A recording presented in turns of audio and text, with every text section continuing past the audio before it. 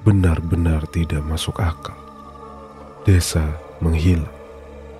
Tak ada bangunan ataupun gapura desa di tempat seharusnya bangunan itu berada. Aku menoleh ke segala arah dan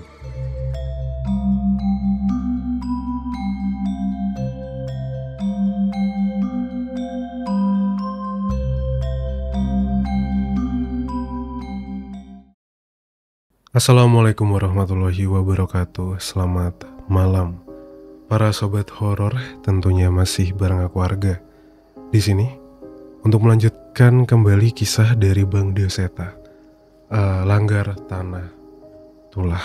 Mohon maaf udah lama nggak upload ya. Udah 3 hari libur dulu. 3 hari atau 4 hari ya? 3 harian kayaknya. Dia harus libur dulu. Sekarang kita lanjutkan lagi cerita Langgar Tanah Tulah, sebuah cerita dari Bang Dioseta dari narasumber salah satu pendengar juga di podcast ini, yaitu Mbak Wiwit. Kita akan segera bacakan sebentar lagi, tapi ingat seluruh sosial media dari Bang Dioseta itu ada di deskripsi dari episode ini.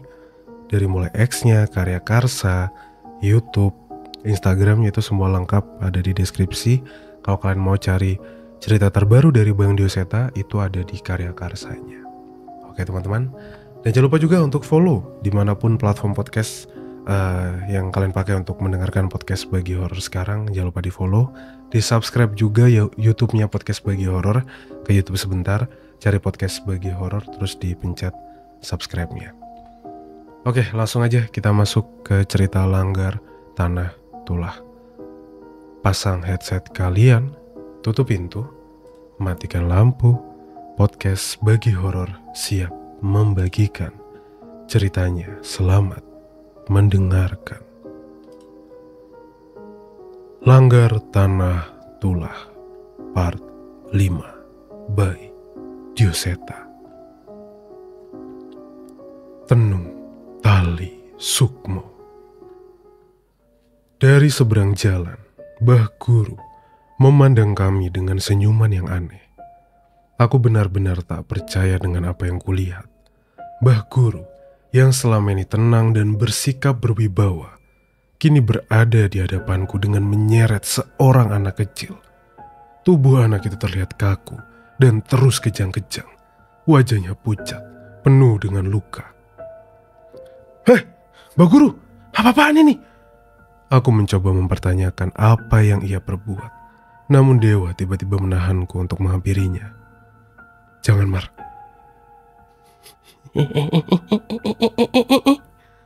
Mbah Guru tiba-tiba tertawa dengan suara yang aneh.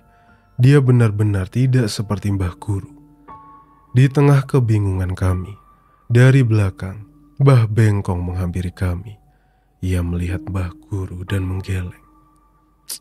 Walah. Responnya singkat. Mbah Bengkong dengan begitu saja membuang kopi bekas dari gelasnya ke hadapan Mbah Guru. Dan anehnya, sosok yang kami lihat seperti Mbah Guru itu berubah menjadi seekor monyet yang menyeret temannya sendiri. Monyet itu pun meringis, mendesis ke arah kami dan bergegas berlari ke arah lain dan menghilang. Ini tidak akan mudah.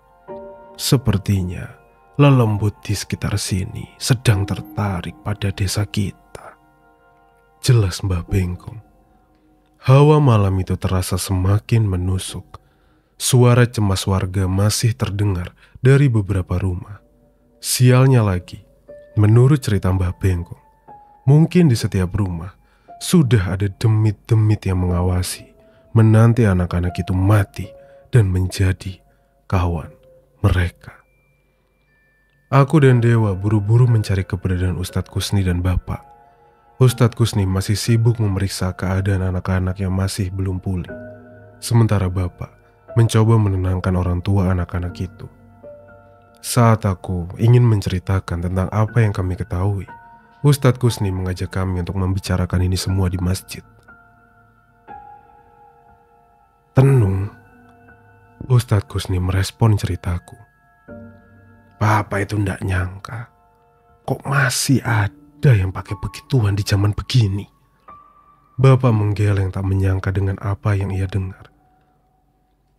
Di agama Islam, Tendung itu sihir. Semua dikerjakan oleh jin yang memanipulasi manusia. Jelas Ustadz Kusni. Terus, kita harus gimana Ustadz? Babengko minta kami mencari keempat bagian tubuh yang dikubur di penjuru desa dan membakarnya hingga musnah. Tanya Dewa. Ustadz Kusni menghela nafas dan diam sejenak. Sepertinya ia juga memikirkan hal lain. Suasana di masjid hening sesaat. Kami menunggu respon dari Ustadz Kusni yang kami percaya dapat memberikan jalan yang paling baik untuk masalah ini. Yang saya takutkan, Mbah Bengkong itu juga mendapat petunjuk dari jin. Saya tahu betul Mbah Bengkong itu orangnya baik. Tapi sosok yang berkomunikasi dengan Mbah Bengkong, kita tidak bisa memastikan. Ucapan Ustadz Kusni ada benarnya. Dewalah yang menyadari lebih dulu bahwa selama di rumah tadi, gerak-gerik Mbah Bengkong seolah tengah berkomunikasi dengan sosok lain. Terus kita harus gimana, Tat? Bapak memastikan apa yang harus kami perbuat. Ustadz Kusni pun terlihat cukup bingung. Ia berbalik menatap lafaz Allah di belakangnya dan merenung sesaat. Pernah ada kejadian orang-orang yang menemukan buhul di rumahnya. Dan mereka itu membakarnya begitu saja. Entah gimana ceritanya, tapi orang itu berakhir celaka. Gumam Ustadz Kusni. Seperti yang terjadi sama saya, Ustadz. Saat saya mengambil benda-benda gaib di dekat langgar, jin-jin itu mengincar saya. Dewa memperjelas keadaannya. Aku pun pernah mendengar hal serupa, bahkan terjadi di kampung ini. Ada salah seorang perempuan di desa yang tiba-tiba sakit terus-menerus. Penyakitnya yang aneh membuat warga menduga perempuan itu terkena santet. Sang ayah yang menemukan buhul perantara santet itu buru-buru membakarnya. Alhasil sang ayah mengalami sakit yang lebih parah dari anaknya itu. Maksudnya bisa aja hal serupa akan terjadi kalau kita nemuin dan bakar benda-benda itu? Tanya aku. Ustadz Kusni mengangguk. Aku berpikir ini seperti jalan buntu. Apa memang harus ada yang berkorban untuk menyelamatkan anak-anak di desa ini? Biar saya aja yang bakar, Ustadz. Kumpulkan saja di satu tempat. Ucap Dewa. Ia berniat mengambil semua resiko ini sendiri. Enggak, Wak. Jangan ngawur. Jangan nekat lagi kamu. Balasku. Enggak ada waktu lagi, Mar. Keburu pagi. Enggak. Tetap enggak bisa. Kamu itu pendatang di sini. Harusnya kamu malah enggak terlibat urusan ini sama sekali. Kali ini aku cukup keras pada Dewa. Aku tahu niatannya itu baik. Tapi aku yakin masih ada cara lain. Ustadz, kalau kita gali bagian tubuh itu dan kita kuburkan dengan layak seperti ajaran Islam, apakah mungkin roh pemiliknya itu bisa tenang dan terlepas dari ikatan tumbal? Bapak tiba-tiba terpikirkan cara itu. Ustadz Kusni merenung sejenak. Dari wajahnya, ia melihat kemungkinan bahwa ucapan Bapak ada benarnya. Itu masuk akal. Jika harus mengambil resiko, saya lebih memilih mencoba metode itu daripada harus meminta Mas Dewa memusnahkan benda-benda itu sendirian. Balas Ustadz Kusni. Saran dari Bapak terdengar masuk akal bagi kami. Kami pun setuju dan Ustadz Kusni membawakan kami masing-masing satu tas kain berisi satu botol air doa dan gulungan kain kafan. Kami mengambil cangkul dan alat seadanya yang sekiranya bisa membantu kami untuk menggali. Kita kuburkan di tanah yang baik. Saya akan ke pemakaman desa dan mempersiapkan tanah untuk mengubur bagian tubuh mayat itu. Siramkan air doa itu ya pada setiap bagian tubuh saat kalian menemukan. Jangan tergoda oleh hasutan apapun. Peringat Ustadz Kusni. Saat itu, aku, Bapak, dan Dewa berpencar berkeliling desa. Petunjuk kami hanyalah kami harus mencari 3 buah gundukan yang berada di batas desa. Aku melihat Bapak segera bertanya pada beberapa warga. Namun, aku melihat Dewa seolah merasa yakin dengan arah yang ia tuju. Sejujurnya, aku merasa ada yang berbeda dengan Dewa. Firasatku saat itu membuatku lebih ingin membuntuti Dewa daripada mencari gundukan tanah itu. Dewa berjalan perlahan mengelilingi desa. Ia terlihat celingak-celinguk ke berbagai arah, bukan sedang mencari sesuatu, namun seolah sedang berusaha menghindari orang lain. Saat ia menoleh ke belakang, aku pun buru-buru bersembunyi agar ia tak menemukanku. Benar saja, ia tidak memeriksa ke pinggir desa, melainkan meninggalkan desa menuju ke arah kebun jati yang berjarak cukup jauh dari desa. Apa yang Dewa niatkan? Aku diambang keraguan. Haruskah aku terus mengikuti Dewa sementara waktu kami tidak lagi banyak? Tapi dalam kondisi seperti ini, aku lebih memilih mengikuti naluriku daripada akal sehatku. Dengan berhati-hati, aku mengikuti jejak Dewa memasuki kebun-kebun jati yang gelap. Ia tidak menggunakan penerangan sedikit pun, hanya cahaya bulan yang menjadi sumber cahaya di jalur yang kami lalui. Udara dingin semakin menusuk dan suara gemerisik daun jati terdengar sepanjang aku melalui kebun ini. Tak berapa lama, aku melihat ada sumber cahaya kecil di sudut hutan jati. Dewa mengarah ke sana, seolah dari awal memang itu tujuannya.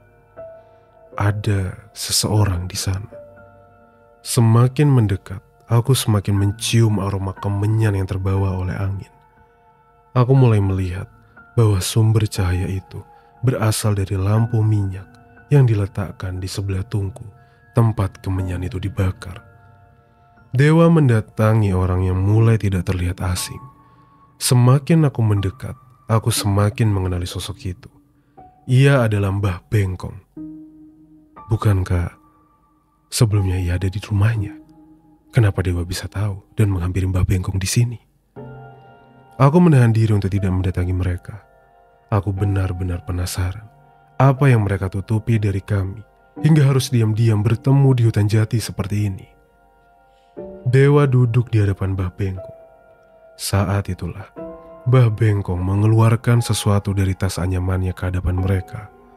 Aku mendekat perlahan, bersembunyi di antara pohon-pohon jati yang sebenarnya tidak bisa menutupi tubuhku sepenuhnya.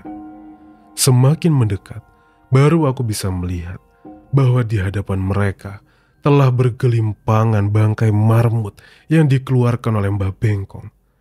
Aku benar-benar tidak bisa menebak apa yang mereka rencanakan. Bau kemenyan pun semakin menyengat. Dari tempatku berada, Dewa dan Mbah Bengkong terlihat berbicara begitu akrab. Entah apa yang mereka bicarakan, namun di tengah perbincangan itu, tiba-tiba Mbah Bengkong memotong bangkai marmut dengan parang hingga darah hewan itu pun bermuncratan. Aku hampir tak percaya dengan apa yang kulihat. Dewa dan Mbah Bengkong mengobrol dengan santai sambil memakan bangkai marmut itu begitu saja. Aku hampir tak mampu menahan mual melihat apa yang mereka lakukan di sana. Saat itulah aku memutuskan untuk mendatangi mereka dan mempertanyakan apa yang mereka lakukan. Dewa, apa-apaan ini? Hah? Teriakku membuyarkan apa yang tengah mereka lakukan. Dewa dan Mbah Bengkong tidak segera menanggapiku. Mereka masih menikmati bangkai marmut yang berdarah-darah di hadapan mereka. Aku pun mendekat dan mencoba menghentikan mereka. Saat itulah mereka menoleh ke arahku dengan wajah yang berlumuran darah hewan kecil itu. Mbah Bengkong dan Dewa tersenyum sedikit tertawa ke arahku. Dalam sekejap aku pun sadar, mereka bukan Dewa dan Mbah Bengkong yang kukenal. Tubuhku pun gemetar melihat sosok yang semakin terlihat mengerikan itu. Siapa kalian? Hah? Teriakku sembari melangkah mundur. Alih-alih menjawab, mereka hanya terus tertawa dengan suara yang semakin nyaring. Saat itu aku pun sadar bahwa aku telah terjebak oleh perangkap mereka. Dengan segera, aku pun bergegas berpaling dan berlari kembali ke desa. Aku tak melihat mereka mengejar, namun suara tawa mereka masih terus terdengar di sekitarku. Aku merasakan ada bahaya yang mengincarku. Lari. Aku harus terus berlari. Hanya kata-kata itu yang terus terlintas di pikiranku. Tapi sejak saat aku berpaling tadi, seketika suasana benar-benar berbeda. Kebun jati, tempatku berada, tidak seperti sebelumnya. Hanya pohon-pohon jati yang gersang dengan batang yang menghitam yang ada di sekitarku. Suara gemerisik dedaunan berganti dengan suara tawa samar dari berbagai sisi. Aku terhenti saat melihat sesuatu jatuh di hadapanku. Saat itu aku sudah menduga bahwa benda itu pasti bukanlah hal baik. Dan benar, sebuah bungkusan daun jati jatuh terbuka di hadapanku dengan bangkai marmut yang berdarah-darah bergelimpangan. Aku pun menoleh ke arah asal benda itu. Dan seorang nenek yang mulutnya penuh dengan darah tertawa-tawa di atas pohon sambil menatap ke arahku. Setan! Setan! Aku berlari meninggalkan sosok itu. Namun di tempat itu aku seperti tontonan bagi makhluk-makhluk tak kasat mata yang ada di sana. Tawa mereka seolah membuatku sebagai hiburan untuk mereka. Dengan susah payah, aku mengingat jalan keluar dari kebun jati itu dan berhasil mencapai perkebunan warga yang saat ini terlihat tandus.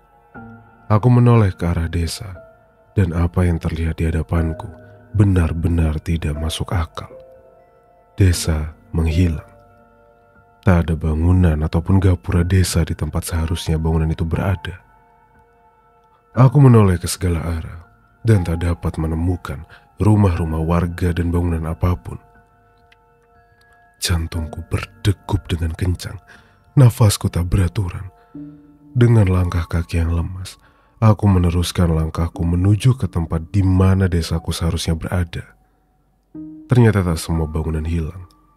Aku masih bisa melihat sebuah sumur dan langgar. Langgar yang berdiri di tanah milik Mbah Guru masih ada di sana. Hanya 2 bangunan itu yang tersisa di desa. Pak! Dewa! Ustadz! Aku mencoba berteriak-teriak mencari pertolongan. Namun aku sadar bahwa aku tidak benar-benar berada di desaku. Tak ada tujuan lain untukku saat itu selain langgar yang merupakan satu-satunya bangunan yang bisa terlihat di depan mataku.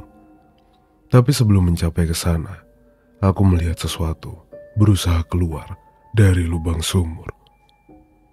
Tolong, tolong. Suara merintih terdengar dari sumur tua itu.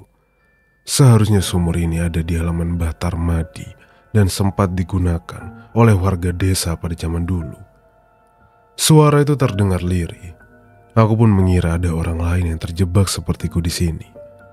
Dengan berhati-hati, aku mendekat ke arah sumur, memastikan siapa yang berteriak dari sana. Siapa? Teriakku dari jauh. Tolong keluarkan saya. Sekali lagi, suara itu terdengar lirih. Tapi saat itu, aku memutuskan untuk menghentikan langkahku. Sesuatu yang bergerak muncul dari dalam sumur. Sosok yang terbungkus kain putih lusuh menggeliat dari sumur dan menatap ke arahku. Tolong. Pocong. Itu pocong. Dari dalam sumur itu, satu persatu jasad yang terbungkus kain kafan itu keluar dari sumur, menggeliat dari tanah dan berusaha mendekat ke arahku. Aku sempat terjatuh melihat pemandangan mengerikan itu. Pergi! Pergi! Sekuat tenaga, aku memaksa kaki untuk berdiri dan meninggalkan sumur itu. Pocong-pocong itu masih terus berteriak, meminta tolong saat aku menoleh. Pocong-pocong itu masih menggeliat di tanah, mengarah ke arahku. Hanya langgar itu, harapan terakhirku saat ini. Entah apa yang ada di sana nanti. Setidaknya aku harus mencoba mendatangi tempat yang menjadi awal mula semua masalah ini. Saat aku mendekat, rasa takut semakin menjalar. Aku melihat cahaya kecil menyala dari dalam langgar. Terlihat ada seseorang di dalam. Aku pun mendekat dengan hati-hati. Ada seorang perempuan, tua, berambut panjang, duduk di tengah-tengah langgar. Ia terlihat sedang mengelus-elus sesuatu sambil menggumamkan tembang. Talelo, lelo, lelo, ledung. Aku tahu, rasa takut yang kurasakan berasal dari sosok itu. Tembang yang seharusnya menenangkan terdengar begitu mencekam di malam itu. Saat semakin dekat, aku dapat melihat dengan jelas apa yang ada di sana. Sosok perempuan tua mengenakan kebaya dan berambut panjang itu sedang mengelus-elus rambut dari sebuah kepala. Pemandangan itu semakin mengerikan ketika aku sadar bahwa kepala itu terlihat hidup dan terus menatap perempuan tua itu dengan ketakutan. Ambil kepala itu. Samar-samar ada suara bisikan yang terdengar di telingaku. Cepat, ambil kepala itu. Itu suara Mbah Bengkong. Seketika aku mendengar ucapan Mbah Bengkong sebelumnya. Kepala jasad itu tertanam di satu tempat yang menjadi sarang makhluk itu. Kalau ingin menghentikan tenung sukmo, tali sukmo, keempat bagian tubuh itu harus digali, dibakar lebih dulu. Tapi saya sendiri tidak tahu apa akibatnya. Apa itu artinya? Kepala yang dipegang oleh sosok itu adalah kepala jasad yang dimaksud. Aku menengok ke segala arah mencari asal suara Mbah Bengkong, namun tak ada siapapun. Setelahnya, suara Mbah Bengkong tak lagi terdengar. Bagaimana cara aku bisa mengambil kepala itu? Apa yang harus aku lakukan setelahnya? Aku yakin makhluk itu tidak akan tinggal diam jika aku merebut paksa kepala itu. Mungkin justru aku bisa bernasib seperti anak-anak desa jika berurusan dengan makhluk itu. Di tengah kebingunganku, sayup-sayup terdengar suara pengeras suara masjid yang melantunkan ayat-ayat suci. Itu suara Ustadz Kusni. Sepertinya mereka telah menyadari apa yang terjadi padaku dan tidak tinggal diam. Seketika suasana di sekitarku berubah. Dari arah kebun jati dan sekitar desa terdengar suara jeritan yang mengerikan.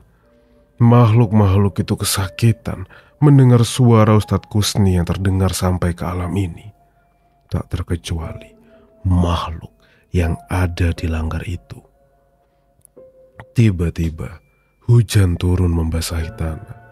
Suara rintikan hujan terdengar bersahutan dengan suara Ustadz Kusni yang terdengar dari pengeras suara. Makhluk-makhluk di langgar itu berteriak, menjerit, meronta-ronta di dalam langgar. Tak hanya makhluk itu, satu persatu makhluk berjatuhan dari langit-langit langgar saat mendengar suara ayat-ayat suci yang dilantunkan oleh Ustadz Kusni. Saat itu, aku melihat makhluk itu menjatuhkan kepala itu di lantai. Jantungku berdegup dengan kencang, namun aku merasa bahwa itu adalah kesempatanku untuk mengambil kepala makhluk yang dijadikan tumbal itu. Aku pun berlari menahan rasa takutku dan memasuki langgar sempit yang tak lagi pantas disebut sebagai langgar. Saat memasuki bangunan itu, aku merasa bahwa tak ada lagi tempat untuk manusia di ruang sempit ini. Langkah kakiku melangkah setapak demi setapak, menghindari setan-setan yang meronta bergelimpangan di dalam langgar. Aku sadar mereka menyadari keberadaanku, terutama sosok perempuan tua yang sebelumnya mengelus-elus kepala yang saat ini tergeletak di lantai itu. Nyai Kemuning. Dia akan mengambil kepala itu. Tiba-tiba terdengar suara menggema di langgar. Suaranya juga terdengar tidak asing. Itu adalah suara Mbah Guru. Aku tak membuang waktu dan bergegas mengambil kepala itu dari lantai dan bergegas membawanya pergi. Lepaskan! perempuan tua yang disebut dengan nama Nyai Kemuning itu berhasil menangkap kembali kepala itu dari tanganku. Satu tangannya mencengkram lenganku dengan keras, menyayat kulitku hingga darah mengalir. Tak ada yang kupikirkan lagi saat itu, selain membaca ayat kursi, bersahutan dengaran suara Ustadz Kusni yang masih terdengar. Kurang ajar kalian. Nyai Kemuning kesakitan, namun ia masih tidak ingin melepaskan kepala itu dariku. Aku yakin, seandainya tidak ada suara doa-doa dari Ustadz Kusni, mungkin Nyai Kemuning sudah menghabisiku saat itu juga. Part 5 dari Langgar Tanah Tula by Dioseta berakhir sampai di sini. Kita akan lanjutkan Langgar Tanah Tula di part ke-6, sekaligus menjadi part terakhir untuk cerita Langgar Tanah Tula, sebuah cerita yang ditulis oleh Bang Dioseta. Sekali lagi matur nuwun untuk Bang Dioseta sudah membagikan kisah Langgar Tanah Tula ini di podcast Bagi Horor. Dan buat kalian yang mau cari tahu cerita-cerita yang lain dari Bang Dioseta, itu karya karsanya dan Twitternya lengkap ada di deskripsi dari episode ini. Jangan lupa untuk follow selalu podcast Bagi Horor, follow TikTok karena kita akan live setiap Senin sampai Jumat, kadang Sabtu Minggu juga live sih. Itu jam 9:30 malam ya. Di TikTok Arga Says dan di YouTube-nya Bagi Horor. Makanya kalian jangan lupa follow, jangan lupa subscribe. YouTube ke YouTube bentar cari Bagi Horor, kalau ke TikTok cari Arga Says, oke? Terima kasih semuanya. Mohon maaf kalau ada salah-salah kata selama bercerita, dan ingat, anggap saja cerita di podcast Bagi Horor itu cuma hiburan semata. Ambil positifnya dan buang negatifnya. Wassalamualaikum warahmatullahi wabarakatuh. Selamat malam dan